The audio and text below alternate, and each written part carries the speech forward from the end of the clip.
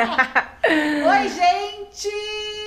Hoje estou aqui com o Marcos. Marcos é o pai da editora desse canal, que no caso está aqui dando risada. Oi, gente! Diz para as pessoas quem é você no mundo. Bom, olá gente, tudo bom?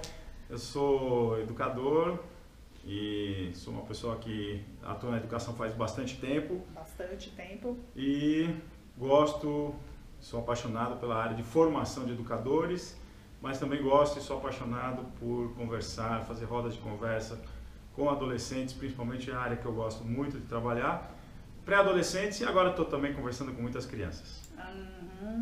E o Marcos, que trabalha com tantos e tantos jovens, né, neste país, chamei ele para falar sobre um tema bem delicado aqui no canal, que é o suicídio. E eu sei que você também ajuda muitos jovens que estão passando por essa situação, né? Jovens com tendências suicidas. E eu gostaria de começar perguntando: o que está acontecendo? Sempre aconteceu e a gente não olhava para isso? Ou realmente subiram os índices? O que você acha? Aqui no Brasil. Tá, pergunta número 1 é bastante difícil. O que está acontecendo, porque são vários fatores. Você não tem um único fator que gerou essa questão tão séria no nosso Brasil. A gente tinha um orgulho danado de dizer assim, não, o Brasil tem um baixíssimo índice de suicídio, né, se comparado com o Japão, tá vendo? É um país super adiantado, a Suécia, a Suíça. E de repente a gente acorda com a notícia que 35 jovens se suicidam todos os dias nesse país, que é um índice que está chegando aos maiores índices do mundo. Isso você pode conferir nas estatísticas das organizações de saúde, né, do Brasil e fora do Brasil. E é um conjunto de fatores bastante grande quando você conversa com gente que trabalha. Eu tenho uma amiga, a Joeli, que é especialista em suicídio, eu tenho conversado muito com ela e não adianta você tentar saber qual é a razão, são múltiplas razões. Esse é o problema, não é? Então, o enfrentamento disso se torna complexo justamente porque você tem uma gama de situações que vai desde a questão da família, depois passa pela estrutura da sociedade e vai também pela formação de cada um, né? O fato de você ter freado muito essa ideia de ter das crianças e jovens terem um ideal para se realizar. O Zygmunt Bauman, que é um grande pensador contemporâneo, ele vai justamente dizer que pós-queda do Muro de Berlim, né? Venderam a ideia de que o mundo já está pronto, já está maravilhoso, não precisa realizar nada, é só usufruir, só curtir. E não é bem por aí, porque a gente sabe que a gente tem necessidade de se realizar em algo, não só em comprar, consumir. As coisas se tornaram muito complexas também. Vamos supor, eu outro dia brincando com um amigo, você lembra quantos tipos de tênis nós tínhamos para escolher? 2. O Quixote e o Bamba. E bicicleta, Caloi e Monarch. E roupa. Roupa não tinha nem marca, na verdade, né? O tênis All Star, quando vinha, era uma inveja, né? Se o cara vinha dos Estados Unidos, era um que você via assim. E hoje, muitas opções, né? O tempo inteiro a indústria e o marketing tentando mostrar que você está sempre atrasado, está sempre... Aquilo que você busca, quando você consegue, já não é aquilo, né? Então você tem que ir para o outro. E esses inúmeros fatores foram criando essa sociedade, essa questão do suicídio, foi gerando essa questão do suicídio. E um dos fatores que eu acho que traz o Winnicott, que é uma pessoa que pensa muito sobre essa questão do ponto de vista familiar, ele usa uma palavra, algo muito interessante, que é a questão do sentido de pertencimento. Então, quando a gente lida com uma pessoa que teve uma crise de suicídio, a primeira coisa que a gente faz com ela é mostrar que ela pertence a alguém, a um grupo ou algumas pessoas. Você pertence a nós, você pertence a esse grupo, você pertence a uma pessoa. E isso também é um fator que você consegue acolher. Para terminar, acho que um outro fator também que a gente não leva muito em consideração, questão de abuso sexual. Então a gente faz roda de conversa com crianças, ou com adolescentes principalmente, né? E isso quem me alertou foi um amigo meu que é psicólogo forense, e ele me disse, olha, pode levantar a questão de abuso sexual, né? Tanto de meninas quanto de meninos. E você vai chegando ao fundo, você vê que as tentativas de suicídio de muitas meninas está ligada a essa questão do abuso sexual, de alguns meninos também, e a mutilação do mesmo jeito. Então a gente tem que olhar isso aí também.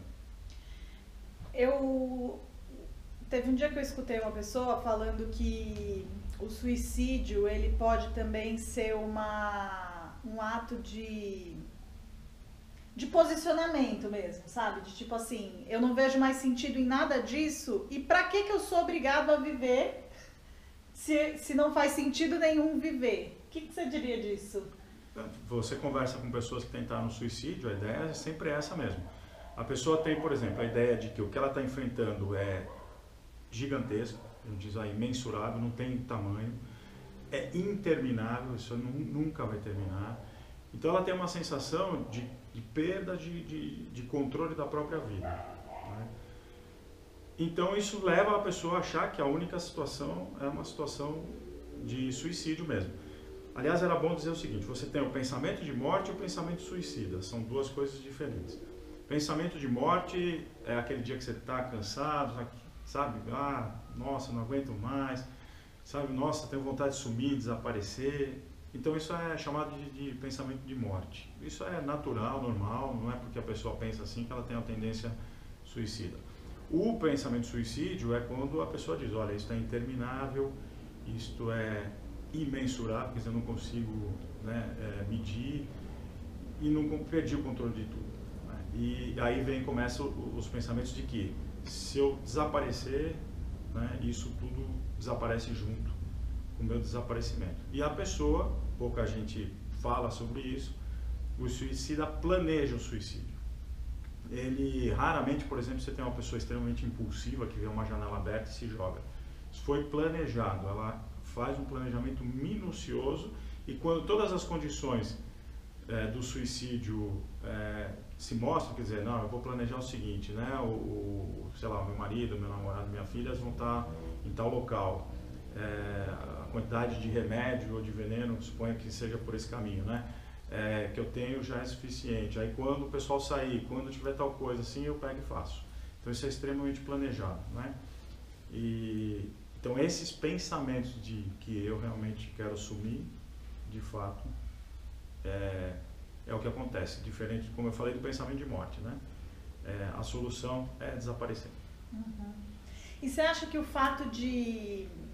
Eu estava pensando outro dia, o fato da gente falar mais sobre isso, parece que dá uma sensação de estar se tornando normal. E por isso, talvez, mais pessoas tenham vontade de se suicidar, porque você vê mais pessoas se suicidando. Então... Tipo, sabe quando fala não dá ideia? É isso. A ideia tá dada. Então... Não estimula, né? Eu lembro que eu, por exemplo, eu não teria coragem de me matar, mas eu lembro que depois que meu pai morreu, tinha vezes que eu olhava na janela e pensava assim, e se tudo acabasse? Mas não era que eu ia me matar, entende? Eu consigo olhar pra isso e perceber. Eu não ia primeiro porque eu não tinha coragem, segundo porque eu quero viver, mas... Depois eu fiquei olhando pra isso e pensando, por que veio tão fácil o pensamento... De tipo, parece que nada faz sentido, não era melhor? Aí tinha um outro lado de mim que falava, não era melhor. Mas o fato de vir a ideia, será que é porque a gente já escuta tanto falar mais sobre isso hoje em dia, mesmo que seja no sentido de defender, que não, por favor, não se suicidem, mas não sei se em São Paulo também tem essa coisa de sempre o metrô tá parado porque a gente sabe que alguém se jogou da linha, né? Você acha que tem isso também? O que você disse, primeiro assim, né, a gente identifica aquilo que eu falei anteriormente, que é o pensamento de morte. De morte, alguma coisa supernatural de acontecer, né? A questão de se falar sobre suicídio, isso geraria, é mito. Já tem pesquisas assim muito sérias mostrando que ao contrário, quando se fala de suicídio, ao contrário, você previne o suicídio. Porque às vezes a pessoa, por exemplo, digamos lá, numa roda de conversa que eu faço com os alunos, é muito comum eu começar a roda dizendo assim, olha, eu vou contar um pedaço da minha história de vida, assim que eu começo. E conto, que é o momento que eu fiquei muito deprimido na minha pré-adolescência, né, pensamentos de morte que eu tive, enfim, suicida nunca, pensamento suicida nunca, mas enfim.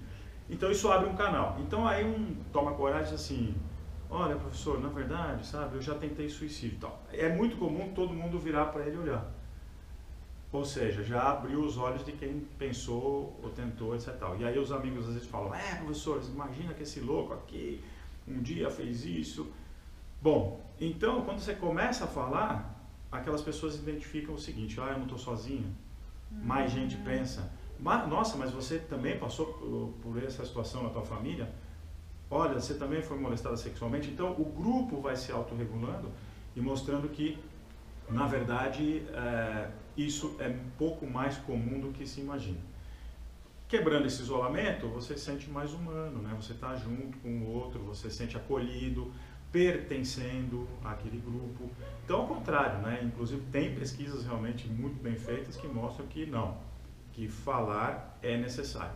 Agora, diferente, por exemplo, claro, você tem sites aí que ensina como se suicidar e tal. Aí você já pega uma pessoa que está pensando nisso, que tem um planejamento, ou que está planejando uma tentativa de suicídio, obviamente que ele vai encontrar nesse site o estímulo e os caminhos para ele chegar onde ele está querendo chegar. Quer perguntar, amiga? Assim, tem muitas terapias que um dos caminhos quando você está numa situação dessa é você buscar um tratamento profissional, psicológico e tal. E tem, de forma assim, duas linhas. Uma que é buscar um sentido da vida e outra que já diz, a vida não tem sentido, busque uma experiência a partir disso.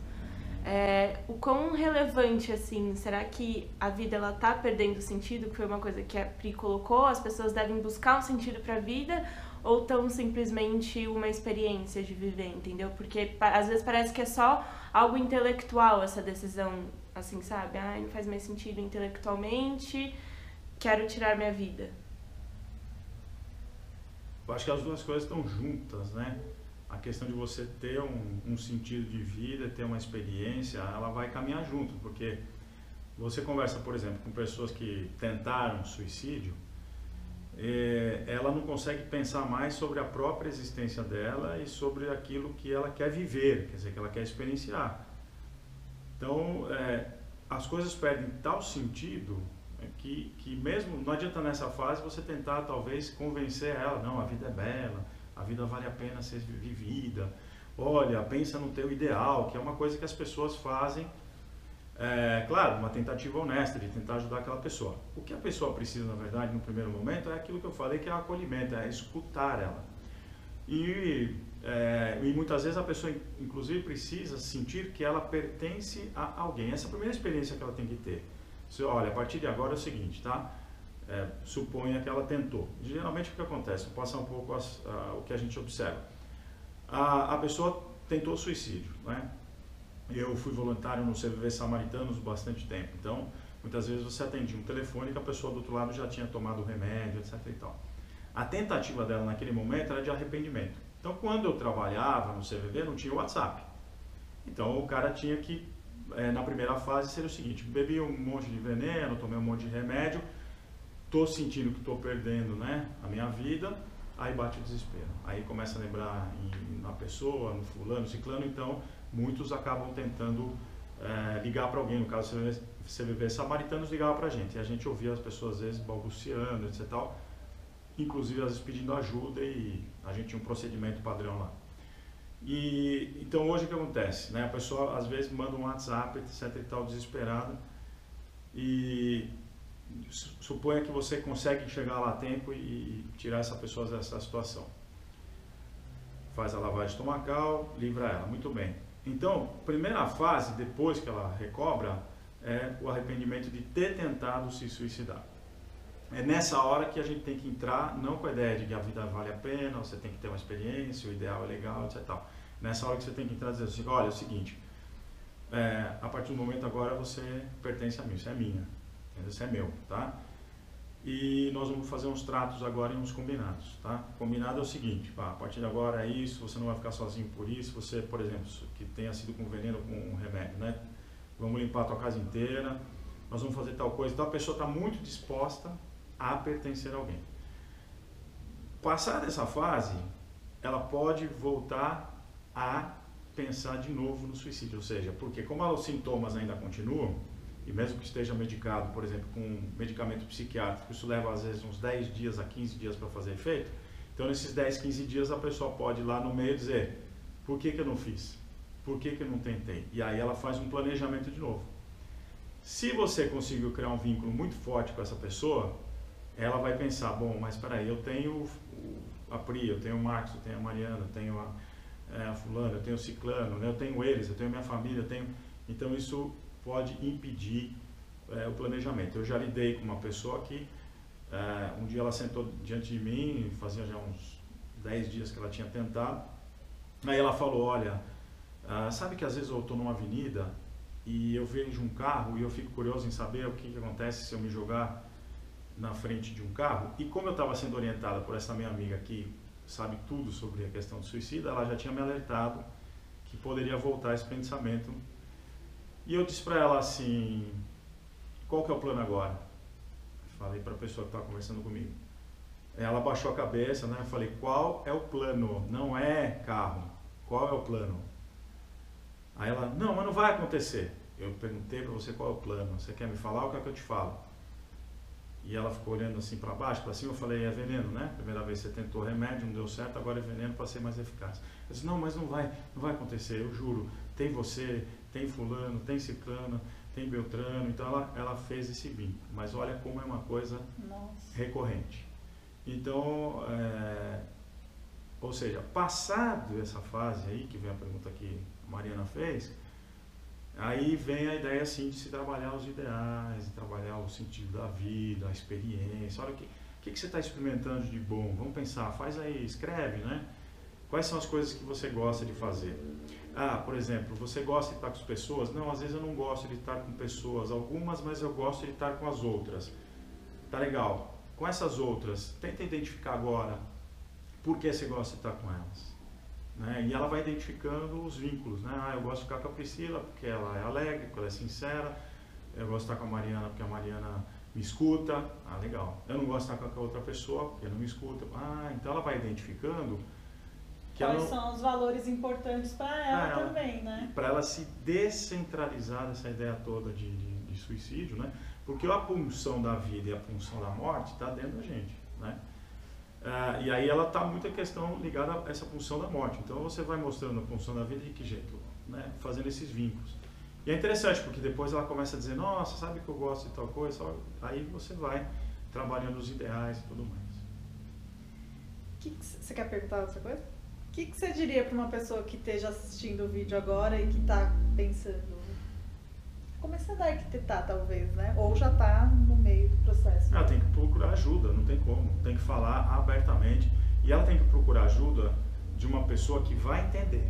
Você entende? Não, pode ser que não seja seu pai, sua mãe, seu tio, sua avó, seu amigo. Você tem que ir atrás até achar alguém que te entenda. Mesmo que você entre em contato lá com o CVV Samaritanos, que é um trabalho assim belíssimo, ou com grupos que tem hoje, ONGs, né, que trabalham com essas pessoas, esse pessoal vai te entender. Porque você pode chegar para o pai, para a mãe, para o avô, para a avó, para tio, para a tia, dizer, isso é frescura. Uhum. Se você quisesse mesmo, você já teria feito. Essas bobagens, né? Que acontece. Isso é tabu, isso é mito. Você tem tudo na vida, por que você está querendo se suicidar? Então, assim, primeiro, você tem que se arriscar a ouvir isso. Você tem que arriscar, porque você não vai saber. Se eu contar para a Priscila aqui, a Priscila vai virar para mim e vai dizer, isso é bobagem, vai se tratar, isso aí é frescura e tal. Se ela falar, acabou, ela falou, mas tem gente no mundo que vai te ouvir e vai te ouvir com sinceridade, sabendo o que fazer. Ou a ideia é, vou para um psicólogo, por exemplo, não tenho grana, vai para uma ONG, mas procure alguém. O que não dá é para você tentar resolver a coisa de forma sozinho. Agora, você tem que ter certeza absoluta de que vai passar. Isto é passageiro, não é uma coisa que vai durar para sempre, entendeu? Essa sensação que você tem, ela é legítima, é uma sensação humana. O suicídio faz parte da humanidade desde que a humanidade é humanidade. Ela faz parte dessa luta interna nossa entre vida e morte. A gente precisa às vezes querer escapar das coisas que nos oprimem. Às vezes elas se tornam tão gigantescas que a nossa saída é o suicídio, é um direito que a pessoa tem. A gente fala isso, assusta, mas Mas com certeza não é a melhor saída, porque se fosse a melhor saída, o suicida não se arrependeria na hora que ele tomasse atitude. Então, se enforca, você vê a pessoa tentando, arranhada, tentando arrancar a corda. Se joga de uma janela, não dá pra gente saber, mas imagina-se que quando ela faz o ato, ela tem desejo de voltar para trás, né? Toma remédio, tenta avisar alguém ou veneno, né? Outro dia me contou um caso de uma senhora super assim, chocada, porque o irmão tinha família, tinha tudo, coisa maravilhosa assim. Ela falou: Marcos, não entendo o que ele fez, bebeu um monte de veneno, e depois quando ele recobrou, né, que os médicos tentaram ajudar, mas infelizmente não conseguiram, mas ele ainda demorou um tempo antes de falecer. A única coisa que ele falava era: me desculpe, me perdoe, estou arrependido. Então, se há o arrependimento... Opa! Pausa para o toque. Então, se há o arrependimento... Se há o arrependimento, com certeza significa que não é o melhor caminho. Então, procura ajuda. E, por último, o que você diria para as pessoas que talvez estejam convivendo e que não sabem, realmente não sabem o que fazer? Então, você tem a situação, acho que são 3 situações: quem está tentando, quem convive com uma pessoa que tentou ou que pelo menos está tentando. Pode ser qualquer um de nós, né? Qualquer um de nós. E aquela pessoa que já aconteceu. Quer dizer, alguém da minha família morreu. São 3 situações bastante dolorosas, né? Começando por quem, por exemplo, você tem que ver sinais. Você, na sua casa, por exemplo, você convive já com uma pessoa que tentou suicídio, ok? Ou que está em depressão. Ou que não deu sinal nenhuma, mas deu sinal. Que essa é uma coisa muito complicada, porque as pessoas dizem assim: mas ele não deu sinal nenhum. Deu. Quando aconteceu o caso de uma conhecida, o pessoal que convivia com ela, quando a gente começou a falar os sintomas, eles disseram: isso tudo aconteceu, como é que a gente não percebeu? Então a pessoa fica mais isolada, começa a não arrumar o quarto, que não é o caso, né? Não se preocupem, não vai ser o caso da Mariana, tomara. Tranquilo, não. Só sou bagunceira, tá? Ela arruma o quarto quando as amigas vêm aqui. A Priscila vem sempre aqui, viu, Priscila? Hoje tá incrível. Tá incrível. Vou até filmar, tá, pessoal? No final vou pôr. Já um negócio impressionante, não é o caso da Mariana. Então, não arruma o quarto, tá aquela bagunça, por exemplo, começa a ficar um pouquinho mais isolada, mais calada. Você conversa com ela, as coisas, ela dá um sinal que as coisas perderam muito sentido, etc e tal. Isso são sinais que a pessoa dá. Pode ter caso, por exemplo, da pessoa de repente ter feito uma coisa que se arrepende demais, né? E esse arrependimento é tão gigantesco que ela não vê saída, se não acabar se suicidando. Suponha lá que o cara tem uma família super estável, engravida uma mulher e vê se arruinou, né, em cima disso, então de repente ele acaba se suicidando e tal. E é uma coisa às vezes que é rápida, né, você não consegue perceber, mas não é que consegue perceber, você vê que a pessoa mudou um pouco aquela dinâmica dela, né? Então tem que estar atento nesse sentido. O que tem que ser feito nesse caso? Conversar, sentar, falar: e aí, tudo bem? Tocar, sabe? Tocar, tudo bem? E só ouvir, porque a gente tem uma mania desgranhenta de falar. E eu aprendi no CVV Samaritano a ouvir, né? E tem uma técnica de ouvir. A técnica é você se interessar por aquilo que a pessoa está falando. Uma frase que eu aprendi lá foi o seguinte: não importa o tamanho do problema da pessoa, o que importa é o que ela sente em relação ao problema. Ponto, tá? Não importa o tamanho do problema da pessoa, importa o que ela sente em relação ao problema. Então suponha: morreu meu passarinho, eu estou em deprê. Você está louco? Outro dia morreu, sei lá, meu tio que eu amava. Isso não é nada, entendeu? Minimizando o sofrimento, né? Minimizando o sofrimento. Isso pode ser um indicador, né? Mas não diga: eu estou perdida, por exemplo. Estou perdida, eu já tentei uma escola, não consegui, já tentei outra, eu não consegui. Nossa, isso deve estar doendo muito em você. Me conta mais, por que isso, né? Eu tentei vários vestibulares, não deu certo, ou então estou no meio do curso, estou querendo desistir. Caramba, sério, mas por quê? Me conta aí, não curtiu o curso, tal. E a pessoa fala, não, porque é isso, porque... Mas nossa, nada assim, não, muda de curso, que é isso, faz outro vestibular. Quantos anos você tem? 22, você é nova ainda, eu tô com 40, 50, e todo esse discurso que enche as paciências, né? Então, ó, ouvir, abraçar, acolher e dizer, será que você não precisa de uma ajuda, cara? Não quer procurar um psicólogo para a gente conversar? Melhor, a pessoa às vezes resiste. Não, vamos lá, eu vou junto com você. Nós estamos juntos nessa, tá? Você pertence à nossa família, você pertence à minha, como colega, como amiga, né? Então, trazer esse sentimento de pertencimento. Por uma pessoa que já, por exemplo, sei lá, um filho, uma filha, alguém tentou suicídio, o pai, a mãe, e não conseguiu, então, também a mesma coisa, o acolhimento, o ouvir, o abraçar. Um dia eu recebi um pai que ligou para mim, estou acompanhando o caso também de uma outra pessoa, e eu estou me comunicando muito com o pai, né? E o pai dizia que ela entrou numa crise enorme, e eu fiz como você falou para mim, só abracei, porque o pai a gente vê que era uma pessoa muito diretiva, né?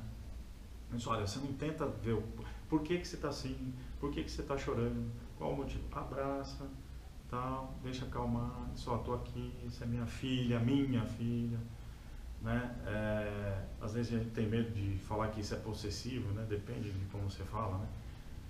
Você é minha filha, você está comigo, eu estou aqui, né? A tua dor é minha dor, né? E isso tudo vai acolhendo a pessoa e depois ela aceita um tratamento. Eu acho que a pessoa, é comum você ouvir a pessoa dizer assim, agora eu estou pensando na minha cura, entendeu? Agora eu quero me tratar.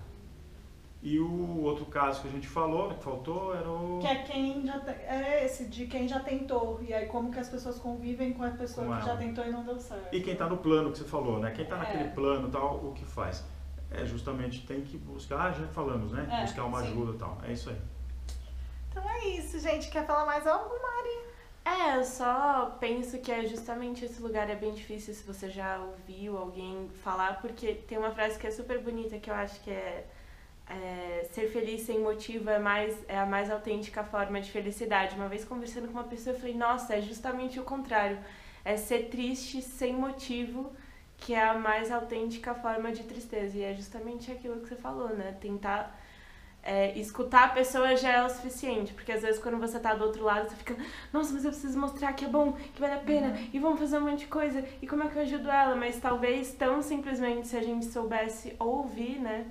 Porque a gente tá nessa conversa querendo saber como é que a gente se ajuda, né? Mas então é mais simples do que a gente imagina e a gente pode impactar positivamente a vida das pessoas mais do que a gente espera. Porque às vezes quando ela entra em parafuso, você fala, putz, é tudo ruim, todo mundo foi mal, o mundo é cruel, ninguém ajudou ela. Mas a gente acho que tem que se lembrar desse nosso poder, assim, enquanto pessoas, enquanto amigos e familiares. E é isso. Bom, eu acho que até podia, Priscila, a gente fazer um ensaio aqui, como funciona a escuta ativa, e aí o povo pode ouvir e de repente, como é que funciona esse papo de escuta ativa aí?